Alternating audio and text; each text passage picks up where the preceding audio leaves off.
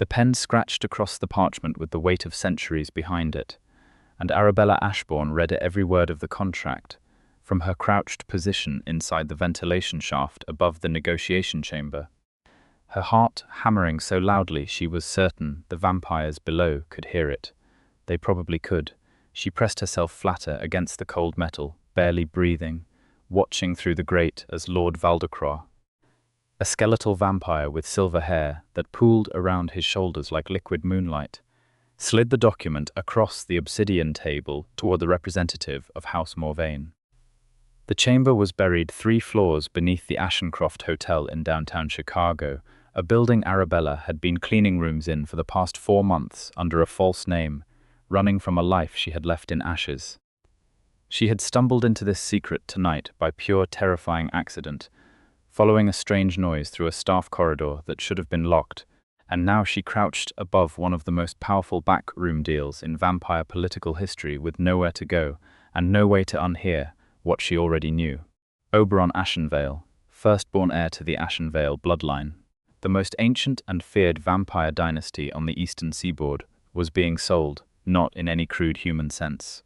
The language of the contract was delicate, diplomatic, suffocating in its elegance. Words like formal alliance and blood-bonded custodianship and voluntary transfer of sovereign claim. But Arabella had grown up reading legal documents at her mother's law firm before everything had fallen apart, and she understood exactly what this parchment said beneath its beautiful lies. Oberon was being handed over to House Morvain in exchange for their withdrawal from a border war that had been bleeding both houses for the better part of 2 decades. He was the price. A living, breathing, immortal political bargaining chip wrapped in old-world courtly language designed to make his imprisonment sound like an honor. And then one of the vampires below said something that made her blood go cold. The heir will be transported before dawn. Lord Valdecroix has already ensured the holding chambers are prepared. Once the blood seal is complete, he cannot challenge the transfer under any provision of the ancient covenant, a blood seal. Arabella knew enough about vampire law, having spent 4 months surrounded by creatures who thought no human on staff could understand their conversations, to know what that meant. Once a blood seal was placed on a vampire by a superior bloodline, it suppressed their power, their will, their ability to act against the holder of the seal. It was the supernatural equivalent of a collar, and once applied, it could only be broken by the vampire who cast it, or by death. Oberon Ashenvale did not know this was happening tonight. She could see from the conversation below that the deal had been arranged entirely around him, without his knowledge or consent, by members of his own house who had decided he was more valuable as a commodity than as a future lord. His own blood had betrayed him, the ancient vow of family loyalty. One of the most sacred codes in vampire society had been shattered behind closed doors 3 floors beneath a hotel lobby where humans sipped cocktails and had no idea the world was far larger and far darker than they imagined. Arabella should have stayed still. She should have waited until they left, and then climbed out and run, the way she was good at running, the way she had been running for 2 years. She was a 24-year-old human woman hiding in a city where she knew no one, carrying a name that was not her own on her employee badge, surviving one day at a time. Getting involved in vampire politics was the single most catastrophically foolish thing she could possibly do. She looked down through the grate at Lord Valdecroix signing the contract with a flourish, and she thought about a boy she had once loved who had been used and discarded by people who claimed to care about him, and she made a decision that her brain immediately screamed at her to reconsider. She was going to intercept this deal, not because she was brave, necessarily, not because she had a plan, but because she had spent 2 years watching powerful people destroy those beneath them with paperwork and politics and carefully constructed justifications, and she had discovered somewhere in those 2 years that she could not watch it happen again without doing something, anything, even something catastrophically foolish. She knew where the holding chambers were. She had cleaned the executive level of this hotel. She had seen doors that did not appear on any floor plan, had swiped her master key against panels that hummed with something that was not electricity, had been waved away from certain corridors by security staff who were far too pale and far too still to be entirely human. She had a master keycard. She had 2 hours before dawn. And she had the single advantage of being the one thing no one in this building expected to be a problem, a human nobody with nothing left to lose. She moved through the ventilation system backward, slow and deliberate, retracing her path away from the grate. She had 12 minutes before the signing ceremony concluded and the transport detail would move. She calculated routes in her head as she crawled.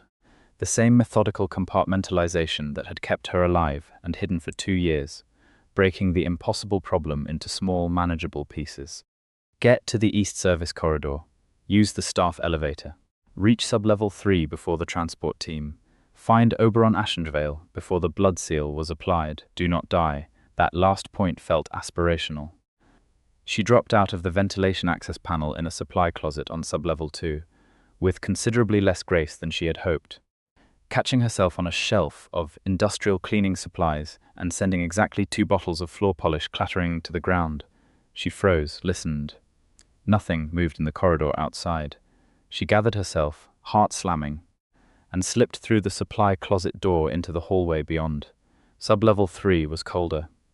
The air tasted of something ancient and mineral, like stone, that had never seen daylight, and the lighting shifted from the warm amber of the hotel's aesthetic to a pale, functional blue-white that made everything look sharp-edged and clinical.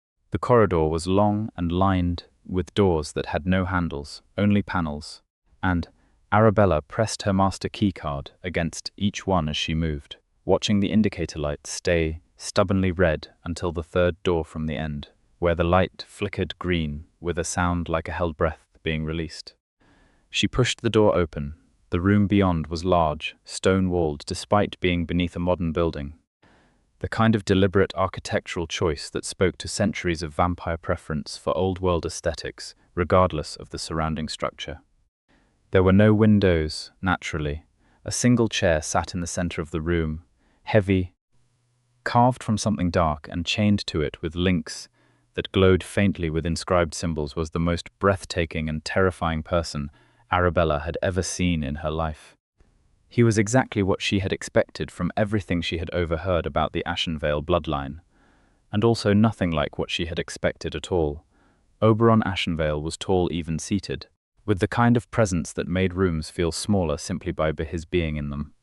His hair was white, the pure, cold white of fresh snow before footprints mar it, and it fell past his jaw in loose waves that were disheveled enough to suggest he had been here for some time against his will. His skin was pale in the way vampire skin always was, luminous rather than sickly, carrying some inner quality that made him appear carved from moonstone. His eyes, when they opened and fixed on her with an immediacy that told her he had heard her coming from considerably farther away than she had hoped, were a deep, burning amber, the color of old whiskey held up to firelight, and they narrowed at her with an expression that was equal parts danger and contempt. He looked like a king who had been put in chains and was deeply, terrifyingly offended by the situation. "You are not one of Valdecroix's people," he said. His voice was low and precise, the consonants carrying the faint echo of an accent that was several centuries older than anyone alive had the right to sound. It was not a question. "No," Arabella said, because she had learned that simple, direct answers wasted less time than explanations. "I work upstairs, I clean rooms, I found out about the deal by accident, and I have about 9 minutes before the transport team arrives. I have a master keycard, and I know 3 different ways out of this building that do not go through the main lobby. Do you want my help or not?" He stared at her. The amber eyes moved over her in a single assessing sweep that she suspected catalogued everything about her: her height, her heartbeat, the quality of her fear, the hotel uniform she was still wearing, the master keycard in her hand, the fact that she was shaking slightly but had not run.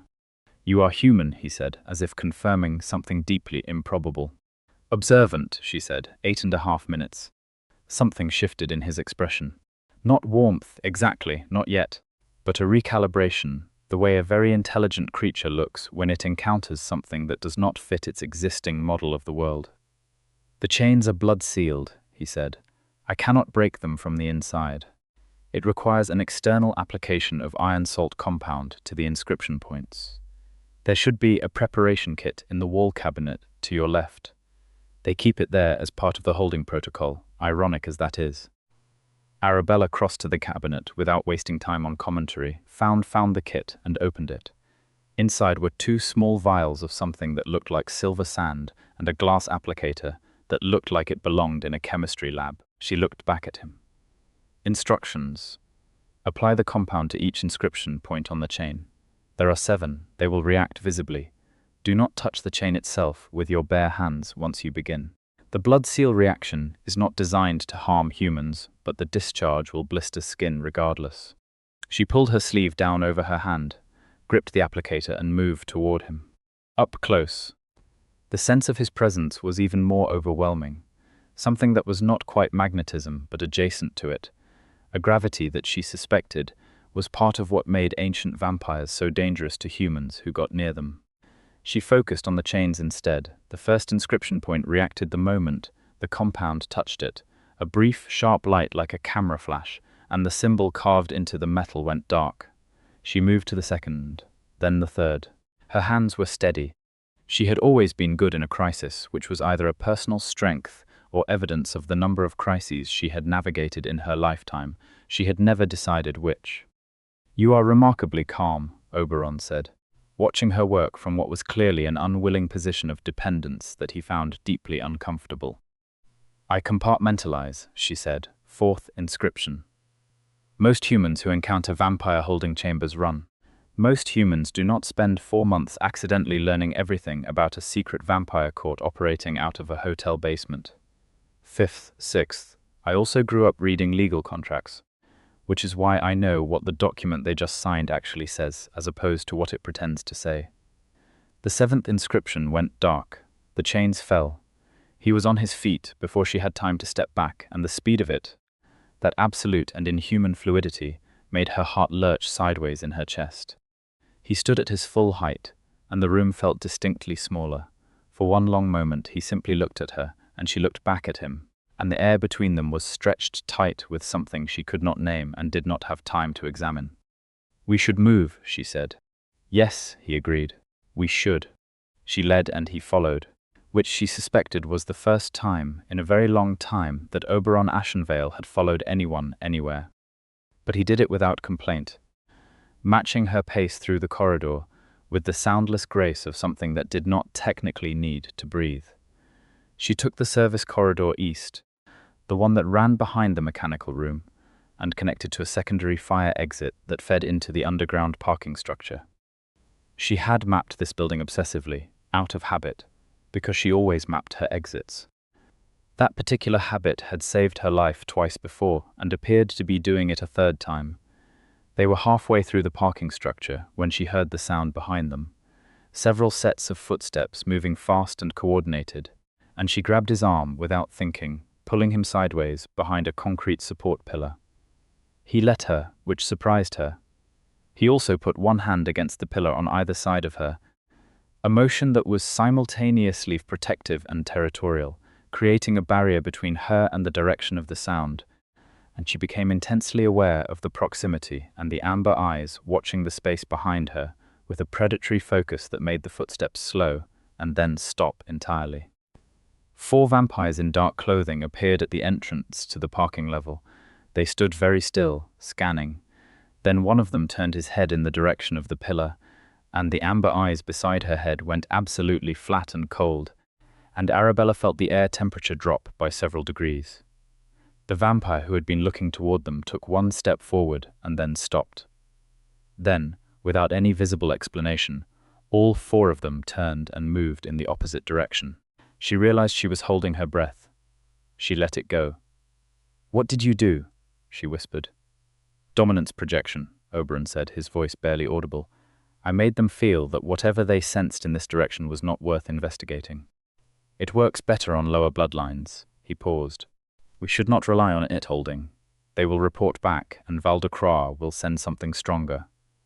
Then we need to be out of the city before that happens." He looked at her. The amber gaze was unreadable in the dim parking structure light. "You said we, you are including yourself. You do not know Chicago, I do." She met his eyes without flinching. "I have been surviving in this city for 4 months without anyone finding me. I know which streets have cameras, which neighborhoods the court avoids, and 3 locations where people can stay temporarily without being registered anywhere official.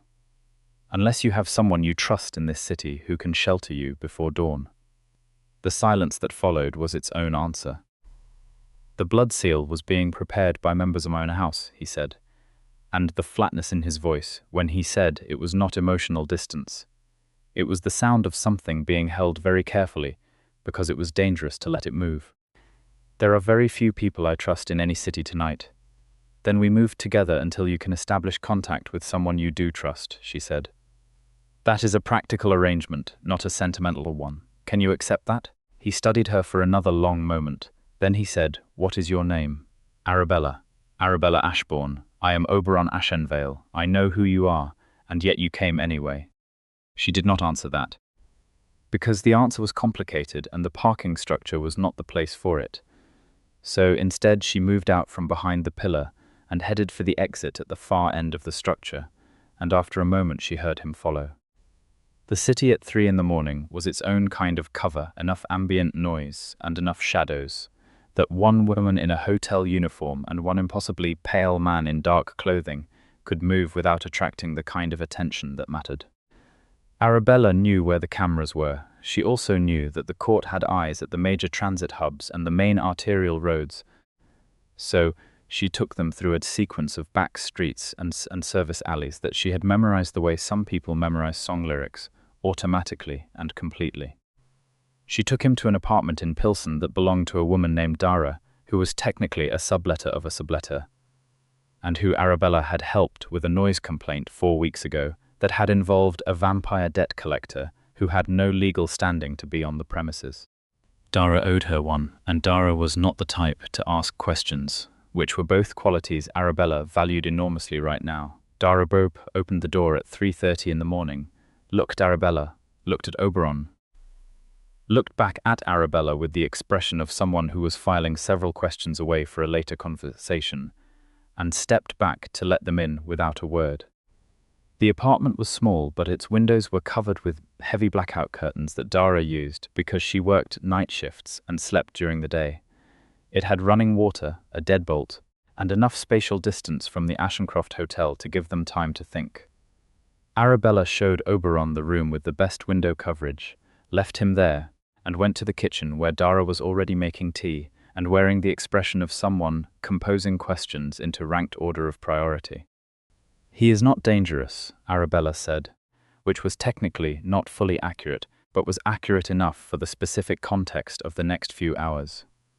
He is very beautiful, Dara said, which was not a question. He is a vampire heir who just had his own house try to sell him to another bloodline. He needs somewhere to be before sunrise. Dara poured 2 cups of tea and slid one across the counter. And you involved yourself because you cannot help it. I involved myself because it was the right thing to do. You always say that. It is always true. Dara gave her the look that meant she was not being entirely honest with herself, but that Dara was not going to push the point. And Arabella took her tea and went back to the other room. Oberon was standing at the covered window, his back to her, and when she entered, he turned with that complete immediate awareness that vampires had of everything in their space. He had removed his jacket, which revealed the kind of physical presence that was simultaneously the result of centuries of immortal existence, and something that she was not going to think about right now, and he looked at the cup of tea she held out to him with an expression of gentle but absolute skepticism. I know it is not useful to you, she said. It is a gesture of normalcy. You can ignore it. He took the cup anyway. He looked at it for a moment. How long have you been running? He asked. She had not expected that. The directness of it caught her off guard in a way that picking locks and evading vampire search teams had not. 2 years, she said. From what?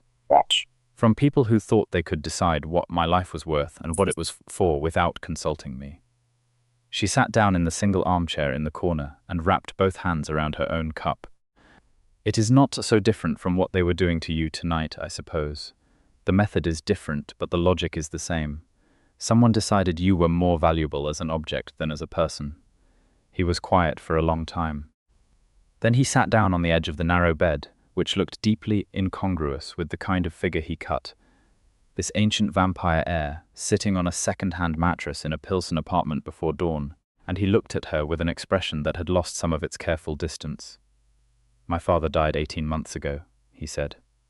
"He was killed in the border war, the war the Morvain alliance was supposed to end.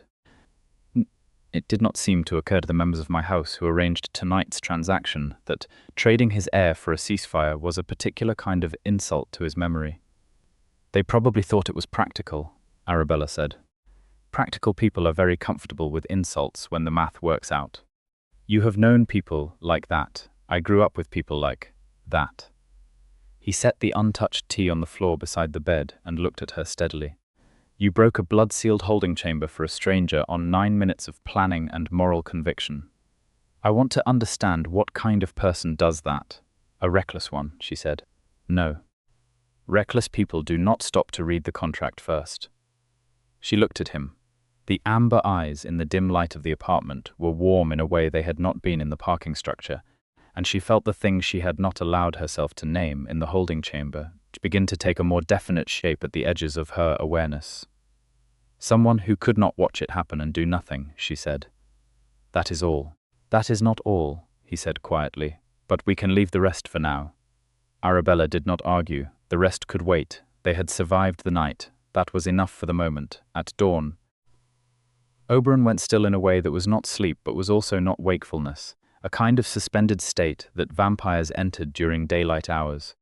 And Arabella sat in the armchair with her knees pulled up and her mind working through what came next with the systematic urgency of someone who had built a life out of thinking 3 steps ahead. The problem had multiple layers. The most immediate layer was that Valdecroix and the Morvain representative now knew the transport had failed, which meant they would be looking for Oberon with considerable resources and a great deal of motivation. The second layer was that the members of Oberon's own house who had arranged the deal would be scrambling to contain the situation, which made them either potential allies or additional threats depending on how they calculated their interests. The third layer was that Arabella herself had now been directly involved in the interception of a vampire political deal, which meant she was no longer an anonymous hotel worker with a false name. She was a person of interest in a situation she had entered voluntarily and could not leave without consequence. She had spent 2 years making herself invisible. One act of conscience had ended that. She was not sorry. She examined that truth carefully and found it genuine rather than performed, which told her something about herself that she filed away for later examination. When Oberon came back to full awareness as the light outside shifted toward evening, she had a pad of paper covered in notes and 3 separate plans mapped out in her careful, precise handwriting. He sat up and looked at her, and then at the pad, and then back at her. "You have been planning," he said. "I have been solving the problem we are in," she said. "The first thing we need to establish is whether there is anyone in your house who opposed the deal and has the standing to challenge it formally. If there is a legitimate, dissenting voice with enough bloodline authority, they can invoke an ancient covenant review, which would put the contract in a formal arbitration and buy time." He was quiet for a moment, something moving behind the amber eyes that she was beginning to learn to read. "My cousin Solvain," he said.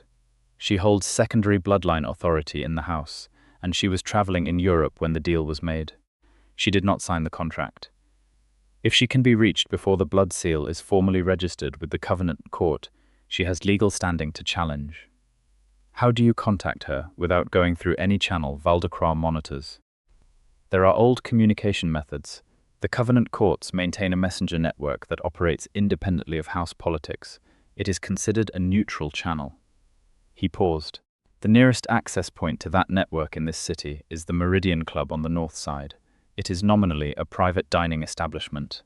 The host is a man named Corveth. He is neutral, old covenant, and can be trusted to pass a message without disclosure." Arabella looked at her notes. "We go tonight." "There is a complication," he said. "Valdecroix will have people watching neutral locations. He knows I would need to make contact. The Meridian Club is an obvious choice. Then we do not go as ourselves." She looked at him.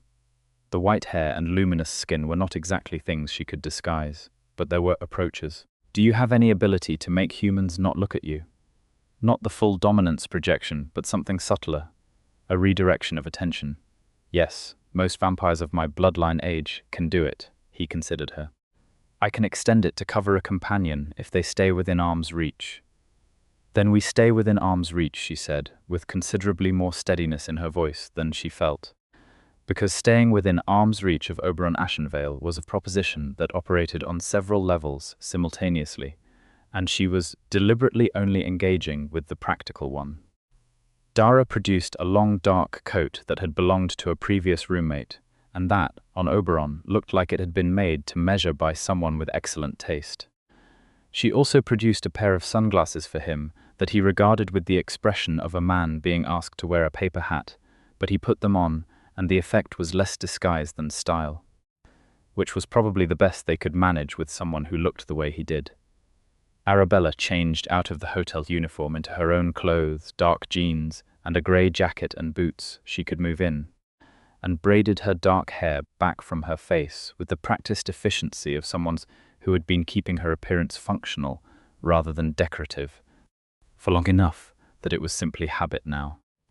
She noticed Oberon watching her as she did this, not intrusively, but with the kind of attention that a person gives to someone they are genuinely interested in, and she focused on the last button of her jacket and did not acknowledge it directly.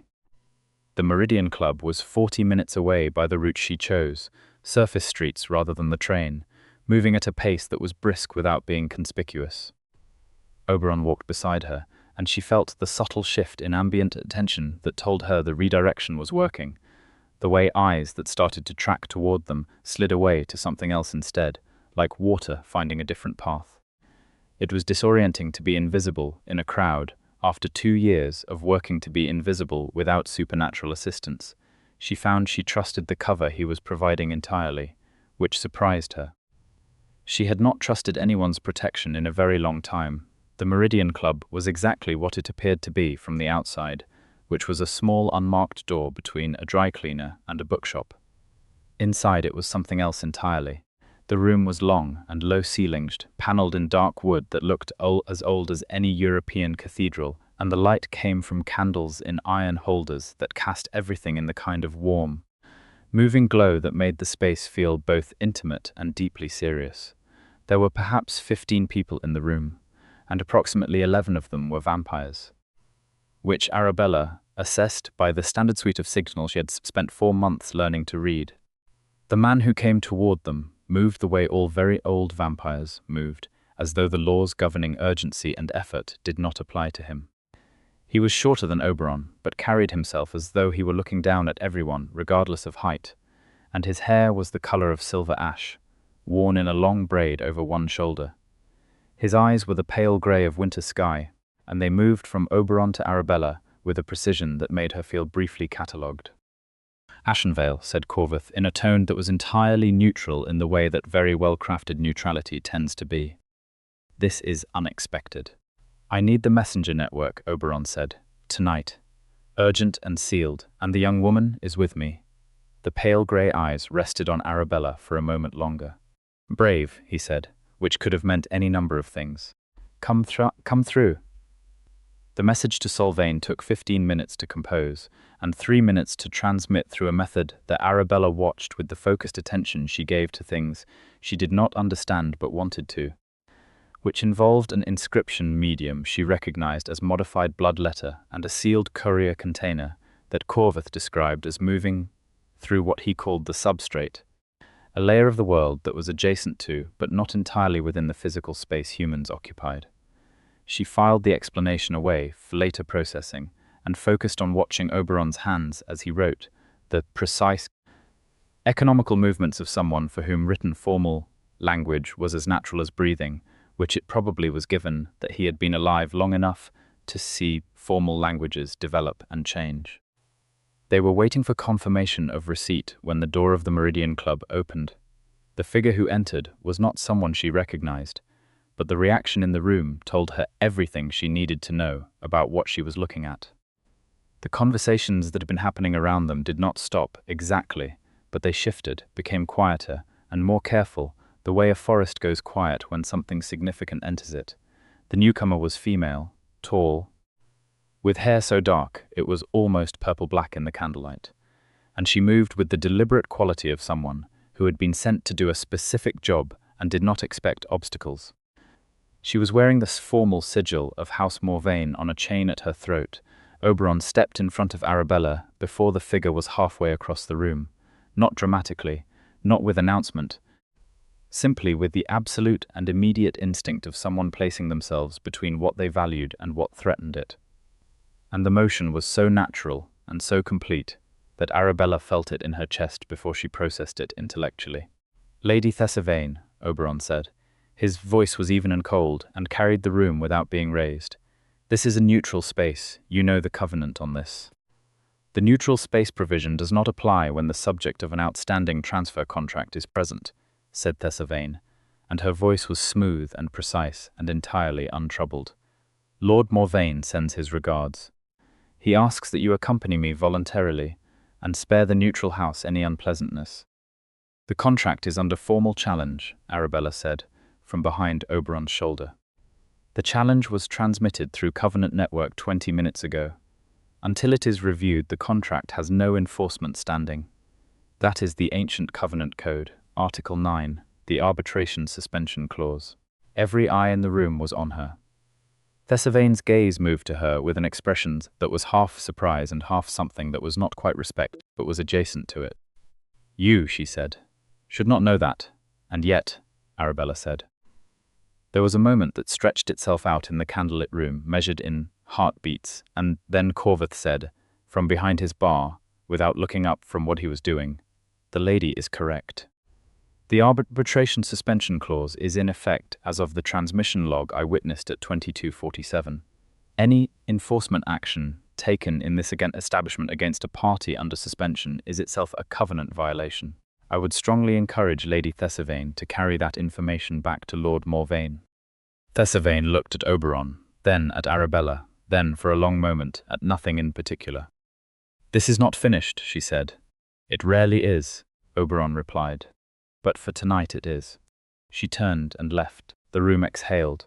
Arabella realized she had been gripping the back of Oberon's coat without being aware of doing it. She released the fabric and stepped back, and he turned to look at her, and the expression on his face was something she had not seen from him yet. Unguarded. Something that moved behind the amber eyes with a quality she recognized as emotion being very carefully processed by someone who did not display it easily. "Article 9, he said. "I read the Covenant Charter while you were composing the message," she said. "Corvith had a copy on the shelf. I thought it would be useful to know." He looked at her for a long, quiet moment. "Arabella," he said, and her name in his voice, in that careful, centuries-old precision, had a quality she was not going to examine directly. "Thank you, we are not safe yet," she said. "No," he agreed, "but we are less endangered than we were an hour ago, and that is largely because of you." The confirmation of Solvain's receipt came through the network at midnight. She was in Paris. She could reach Chicago in 48 hours by Vampire Transit, which operated on different infrastructure than human travel, and she had already begun the formal Covenant challenge through her own legal channels. The challenge would be publicly registered by morning, which meant the contract's enforcement was suspended, not just by their private transmission, but by public Covenant record. Val de Croix could not move against Oberon without being in open violation of the ancient code, which was the one thing in vampire politics that carried consequences severe enough to override political calculation. 48 hours. They needed to stay ahead of the situation for 48 hours.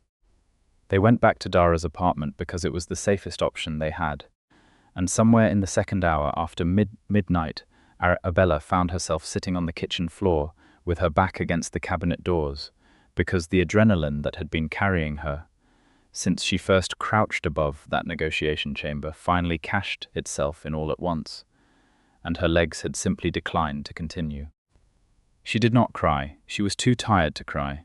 She sat on the floor and breathed and looked at the ceiling and processed the fact that she had, in the span of 18 hours, gone from cleaning hotel rooms under a false name to being a named person of interest in a vampire political conflict that was now formally registered with something called the Ancient Covenant Court.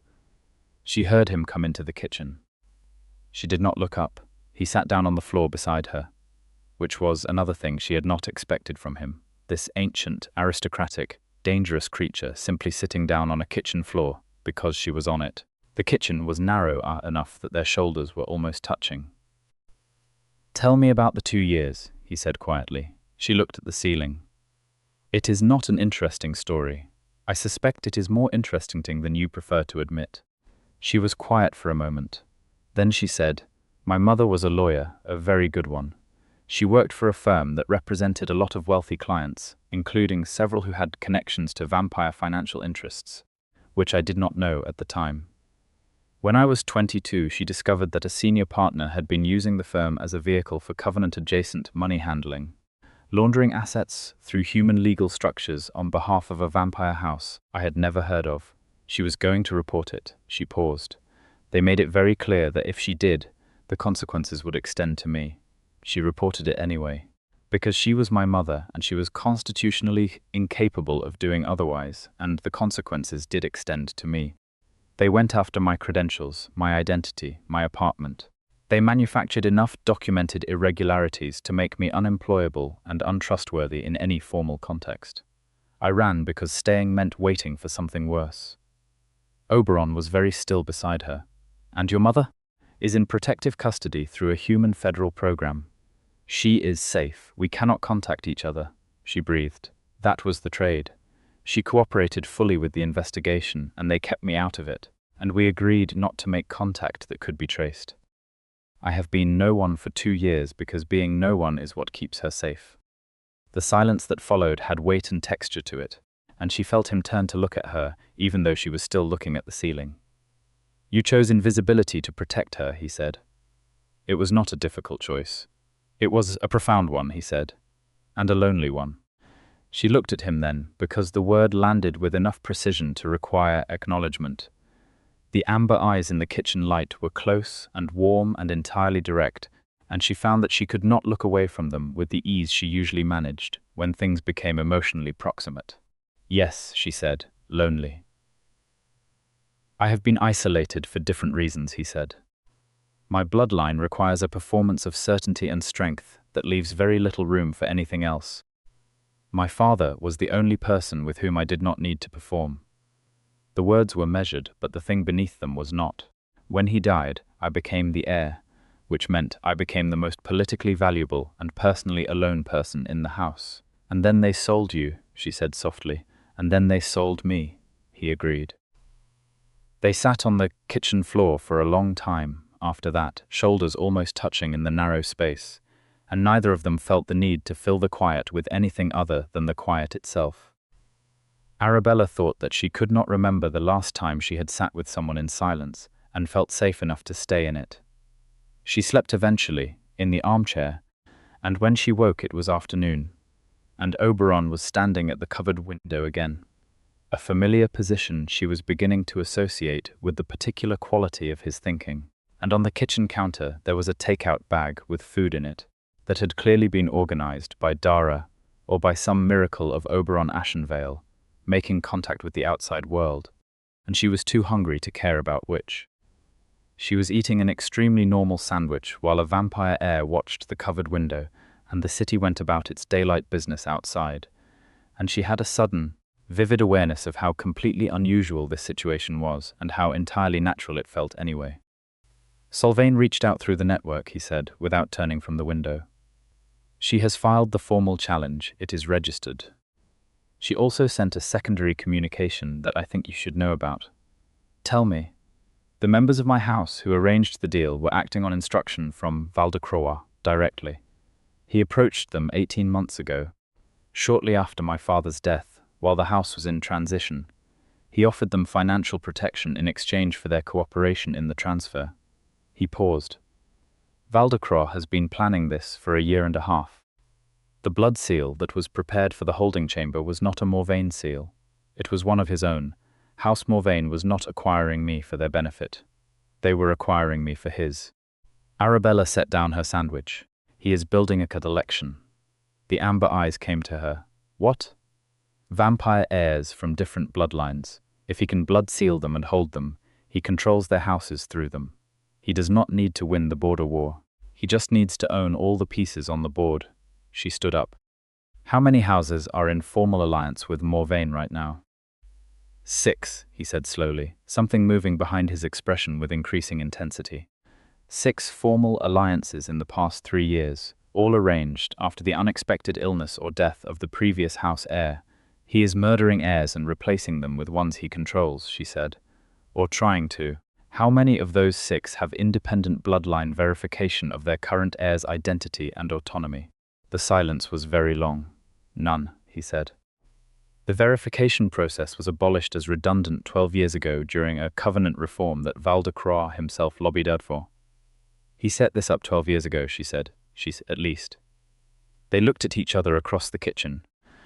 And what had been a dangerous personal situation revealed itself as something considerably larger and more serious, and Arabella felt the familiar quality of a problem reclassifying itself into multiple connected layers that all needed to be addressed simultaneously, or none of them could be addressed at all. Solvain needs to know this, she said. Not just the challenge. All of this.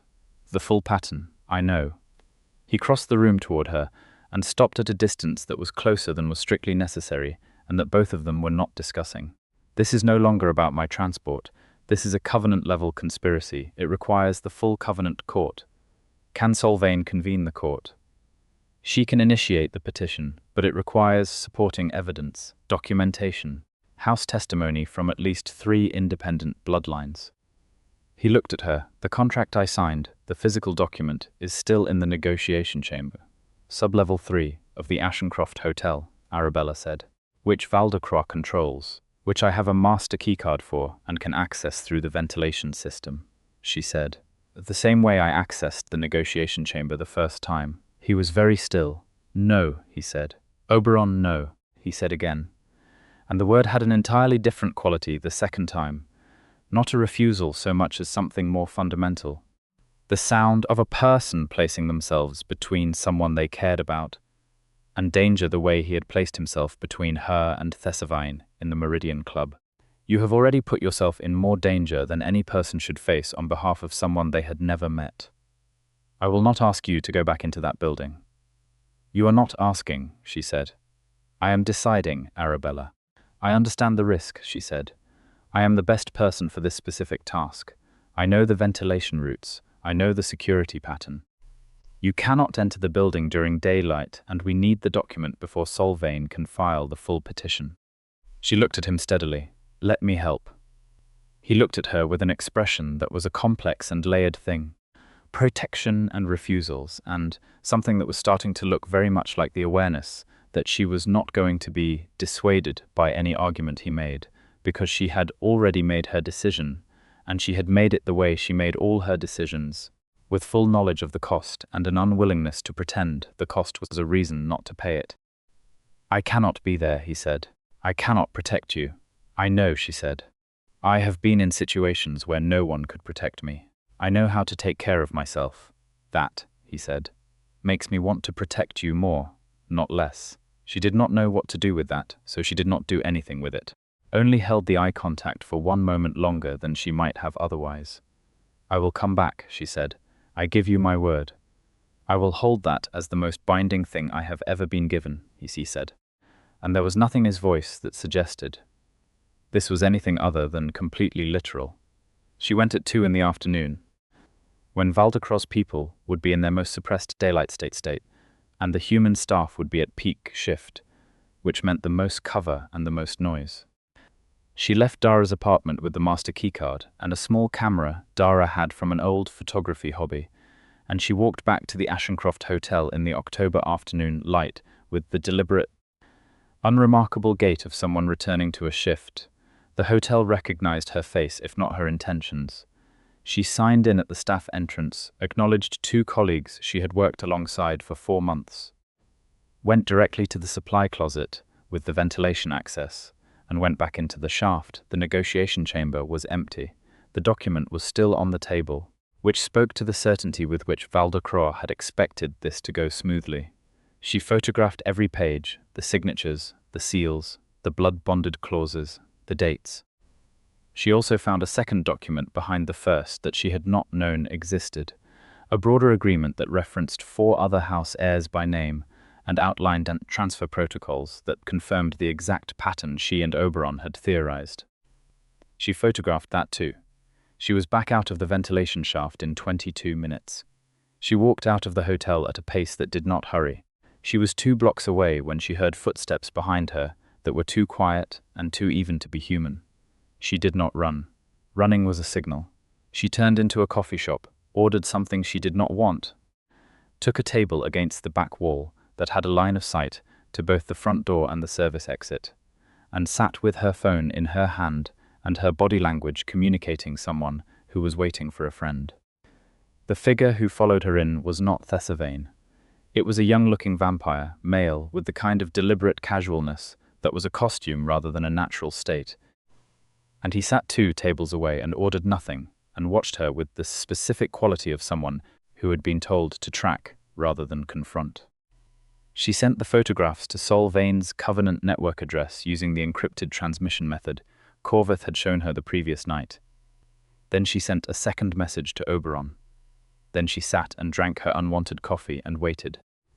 12 minutes later, the door of the coffee shop opened and Oberon Ashenvale walked in. She had not asked him to come. She had sent him the photographs and told him she was being tracked, not as a distress signal but as information. And yet here he was, in the afternoon, which meant it was still close enough to the day-night boundary that he could sustain daylight exposure for a limited period. Something she had not known, and that told her exactly how much of his own physical tolerance he had calculated and decided to spend to be here.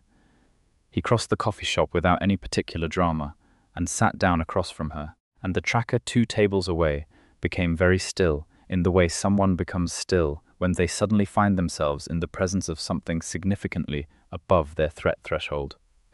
"You said you would come back," Oberon said, looking at her rather than the tracker. "I did come back," she said. "I was on my way." "I know."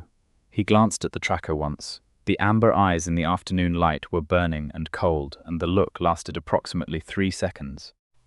At the end of which the tracker stood up, put on his jacket, and left the coffee shop without looking back. "How much daylight time do you have?" she asked. "Enough," he said. "We will walk back together."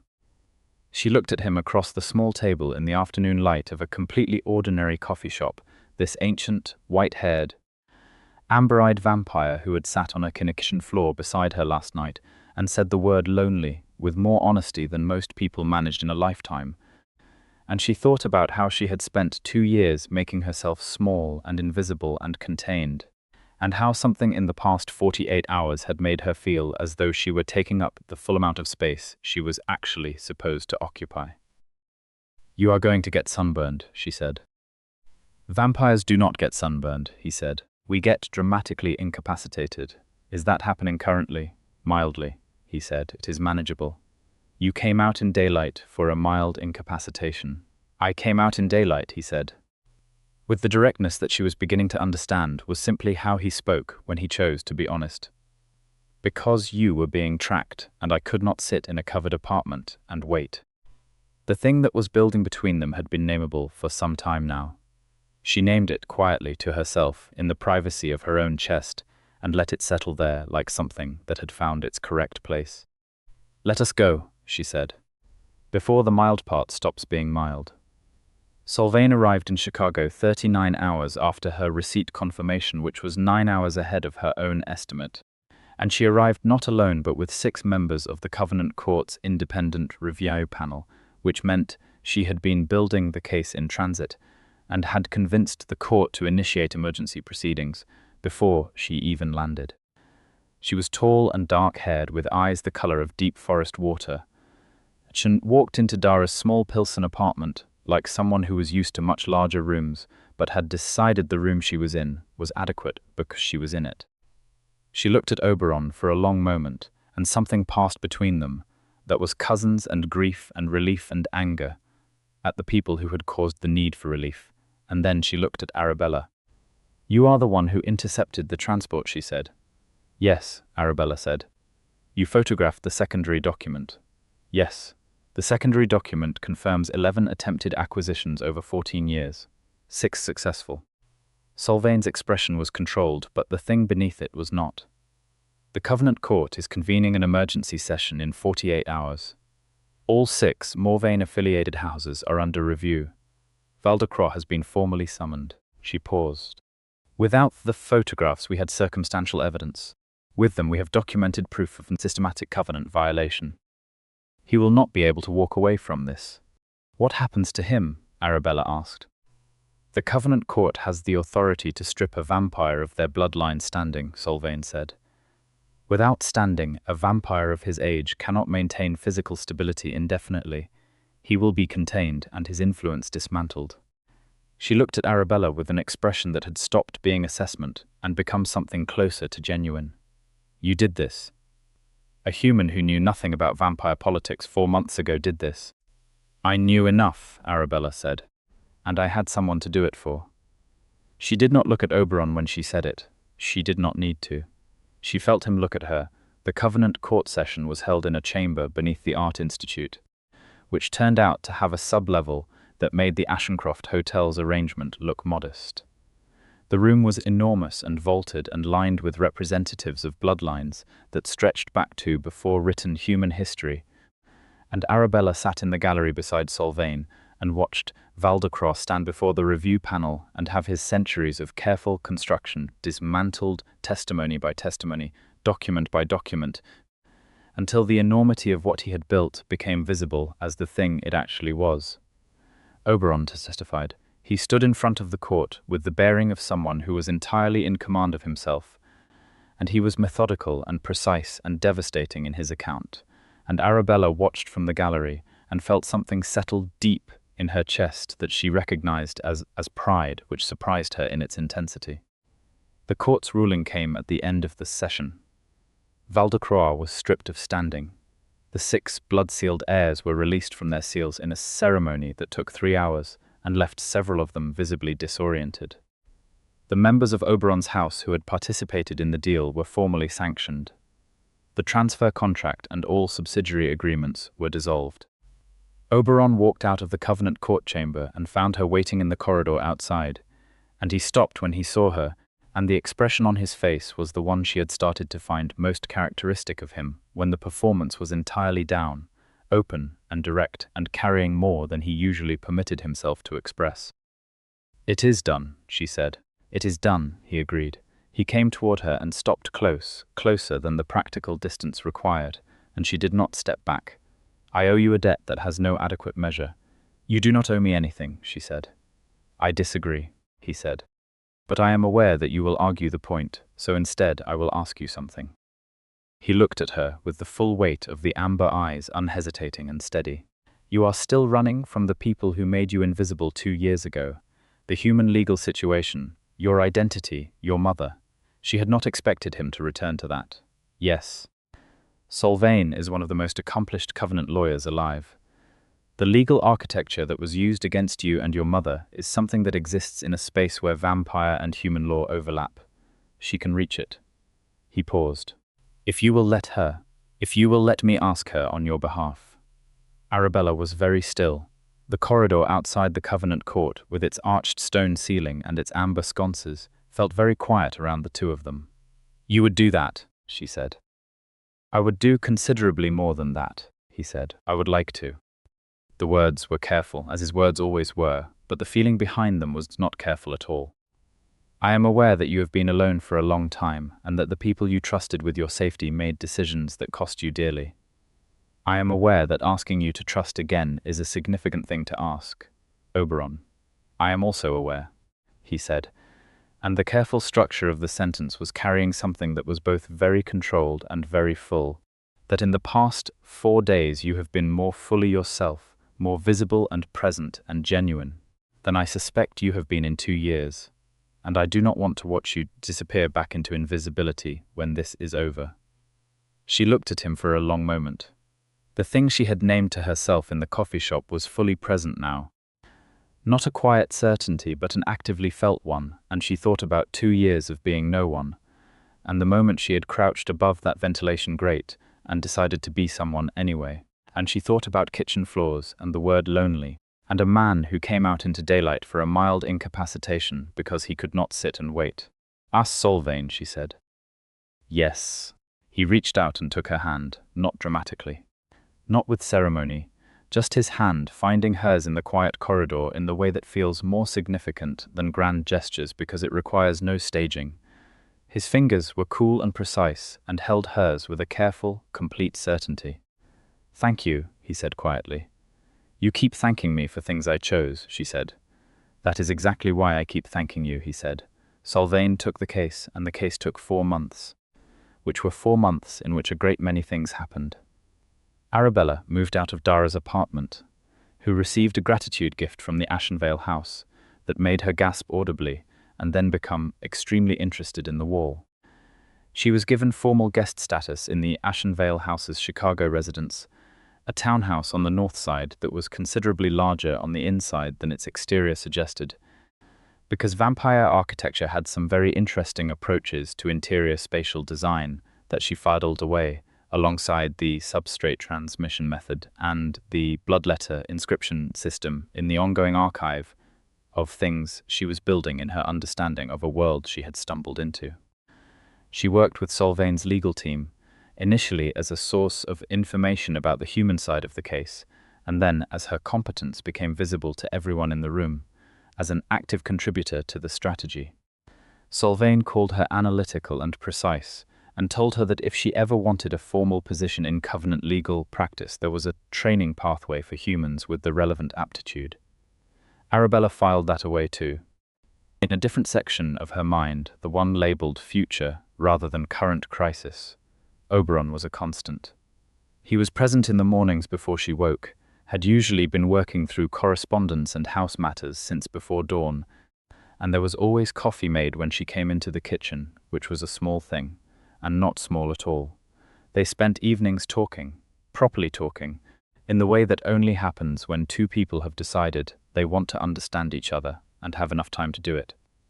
He told her about his father, about the border war, about the specific loneliness of being an heir in a house that ran on performance and political calculation.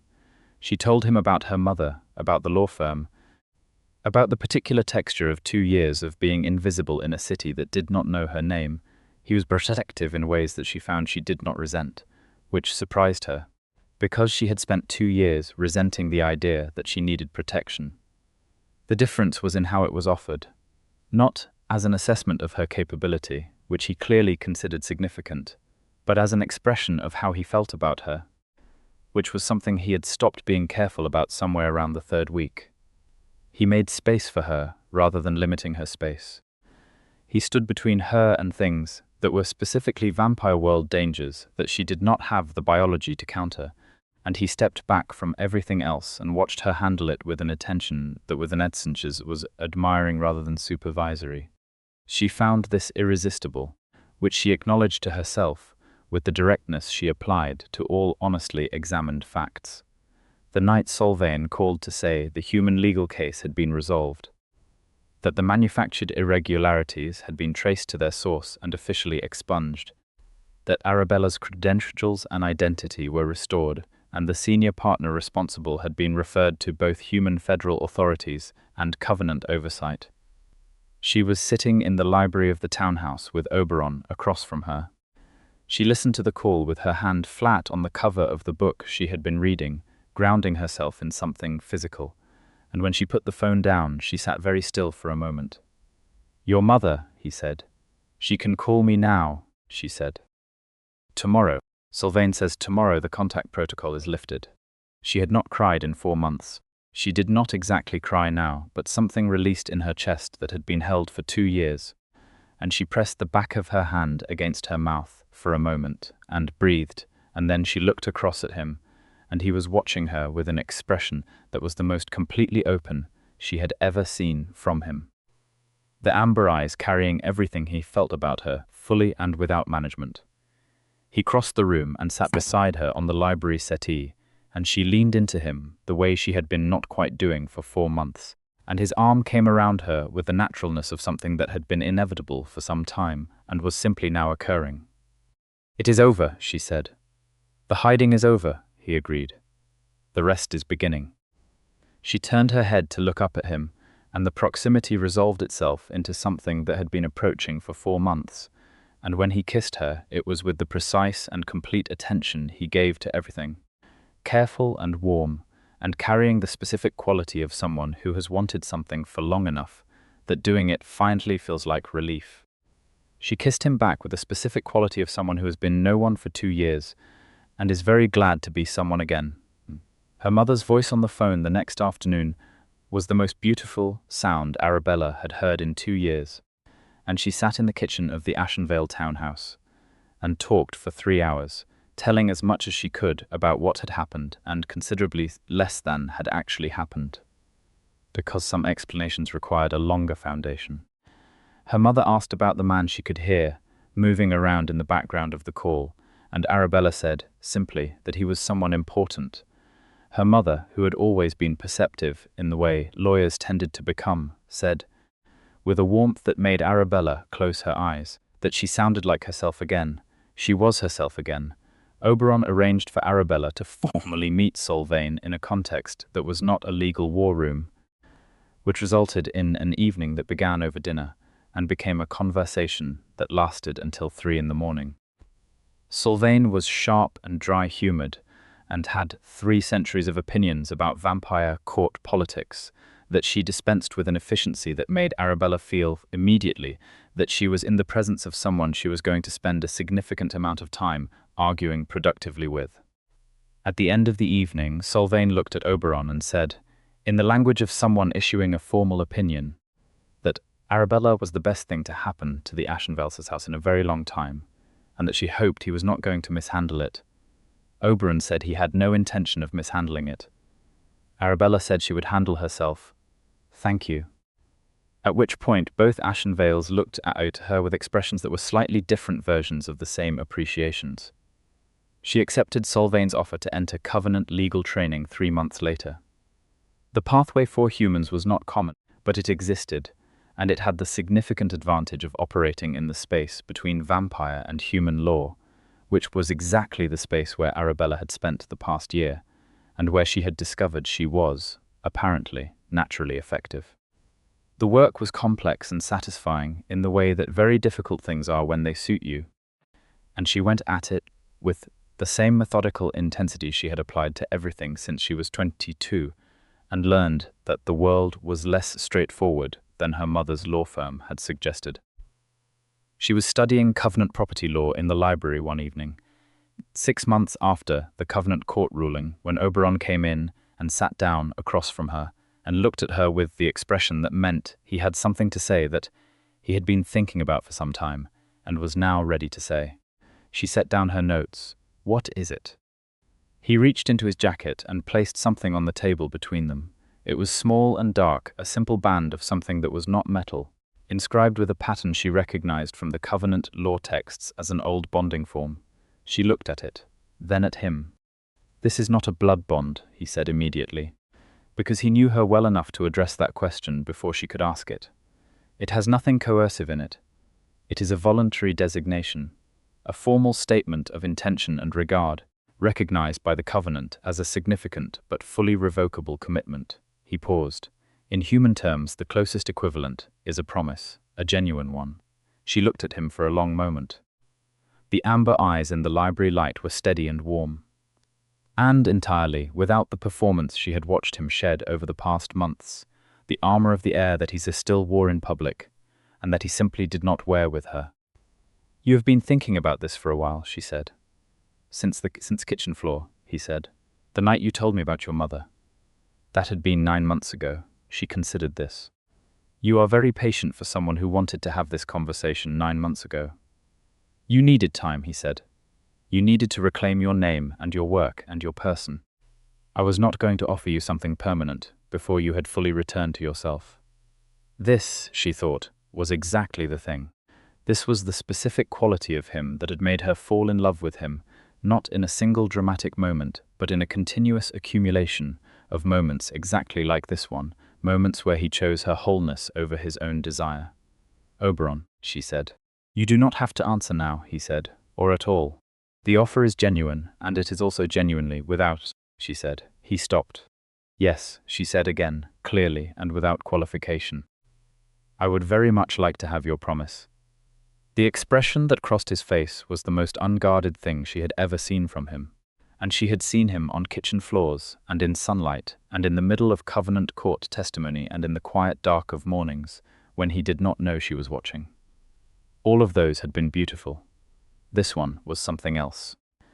This was someone who had been alone in the specific way that heirs and powerful people are alone for a very long time, and who had received something he had stopped expecting to be possible.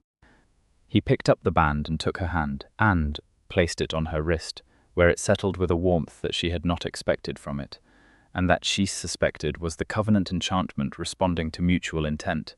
And he held her hand for a moment after, and then he said quietly, "I will keep this promise until there is nothing left of me capable of keeping it." "That is an extremely long time," she said. "I am aware," he said. "I wanted to be specific about the duration." She laughed, which she had also fallen in love with, in the way she had fallen in love with all of it, the specific sound of laughing in a life that had been very quiet for 2 years. She turned her hand over and held his, and the library was warm, and the night outside was the kind of clear October night that reminded her of the October night she had crouched above a ventilation grate and made a decision that had changed everything. And she thought about the particular chain of events that begins when one person decides that they cannot watch injustice happen and do nothing. Her mother came to visit in December. Staying in a hotel 2 blocks away and meeting Oberon over dinner in a restaurant that was carefully chosen for its non-vampire nature. Though Arabella noticed, her mother noticed the quality of his attention, the way he tracked everything in the room, the particular stillness of him, and then look at Arabella with an expression that contained several complex maternal recalibrations happening simultaneously. Afterward, walking back through the December city, her mother said, "He is extraordinary." "I know," Arabella said, "and he looks at you like you are the only fixed point in his map of the world." Arabella looked at the city lights reflecting in the wet pavement. "I know that too," she said softly. "Are you happy?" her mother asked. She thought about the question with the seriousness it deserved. She thought about the 2 years of invisibility, and the kitchen floor, and the Covenant Court, and the library, and the band on her wrist that was warm all the time in a way she had stopped noticing, because it had become simply part of the temperature of her life. She thought about being in a world that was larger and stranger and more dangerous than she had known existed, navigating it with someone beside her, who trusted her fully and whom she trusted fully in return. "Yes," she said, "I am." Her mother took her arm. They walked through the December city together, and somewhere behind them in a townhouse on the north side, an ancient vampire heir was working through correspondence that he would set aside when she returned, and the lights were on. The Covenant Court formalized Arabella's position in the legal training program at the beginning of the new year, with Solvane listed as her supervising mentor. A title Solvane accepted with the air of someone who had already been doing the job and was pleased to have it recognized. The program itself was the kind of challenge that absorbed her fully. Complex legal architecture operating in the space between 2 worlds, requiring both the meticulous precision of her mother's law firm training and a deep ongoing education in vampire history and blood law and ancient covenant code that she attacked with the same systematic intensity she had brought to everything else. She was good at it. She was, as it turned out, genuinely and naturally excellent at it, which was a feeling she had not been able to have about anything for 2 years, and which she savored with a private intensity that occasionally surfaced as the kind of focused satisfaction that made Oberon watch her from across a room with an expression that she had learned to recognize as his version of delight. He had taken back the full authority of the Ashenvale house, working with Solvane to restructure the house's internal governance in ways that made the betrayal that had enabled the Valdecroix deal impossible to replicate. The members of the house who had participated in the deal were gone, replaced by appointments that prized integrity alongside bloodline standing, and the house's relationship to the Covenant Court became one of active contribution rather than political maneuvering. He was, by every account she heard, a different kind of lord than the houses were used to too. Direct and principled and thoroughly uninterested in the performance of power for its own sake. He was also still the most terrifyingly capable and dangerous thing in any room he entered. which was a combination Arabella had come to appreciate as entirely coherent rather than contradictory. Danger and honor were not opposites. She had always known that intellectually. She understood it differently now. On the anniversary of the night she had crouched above the negotiation chamber, she told him the full story of that night from the beginning, including the part she had never told him, the specific thought she had when she first saw his name on the contract, the thought that had connected his situation to someone she had loved at 20, and lost and never fully recovered from until now, because his situation had not reminded her of her own loss, but had made her feel something that was the specific opposite of loss, the feeling of being in time to prevent it. He listened without interrupting, which was something she valued about him, the quality of his attention when she spoke, and when she finished he said, "You saved me before you knew me." "I saved a stranger," she said. "You became someone I knew afterward." "And now?" he asked. She looked at him. The amber eyes in the spring evening light were everything she knew about him by now. The precision and the warmth and the centuries of depth behind them and the specific way they looked at her that her mother had described as the only fixed point in his map of the world. "Now," she said, "you are the person I chose." He drew her in with the unhurried certainty that had always characterized the way he moved toward her, and held her with the complete and careful strength of someone who had learned, over the past year, what it was to have something worth holding. She rested her head against his chest and felt the quality of the stillness in him, the deep, ancient, steady stillness of something that did not measure time the way she did, and had decided that the particular stretch of time containing her was where it wanted to be. "I chose you first," he said quietly into her hair. On the kitchen floor, when you said the word lonely, she closed her eyes. Outside the townhouse windows, the city moved through its evening with no knowledge of the vampire court beneath its hotels or the covenant chambers beneath its museums, or the woman who had run for 2 years and stopped running because she had found something worth staying for. The city was full of hidden worlds, and Arabella lived in one of them now, not by accident but by choice, as herself, with her name and her work, and her mother's voice in her phone and her hand in his. The bond on her wrist was warm. It was always warm. She was no longer invisible, no longer running, no longer no one. She was Arabella Ashborne, Covenant legal scholar, and the woman who had intercepted a vampire political deal on 9 minutes of planning and moral conviction, and she was deeply, completely, irrevocably loved by someone who had been alone for centuries and was alone no longer. That, she thought, was exactly enough. That was, in fact, everything.